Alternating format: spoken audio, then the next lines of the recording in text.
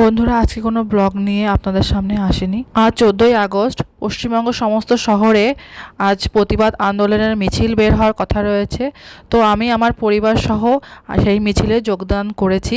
আমাদের কালনা শহরে আমরা সবাই সমস্ত নারী এবং পুরুষ নির্বিশেষে যোগদান করেছি।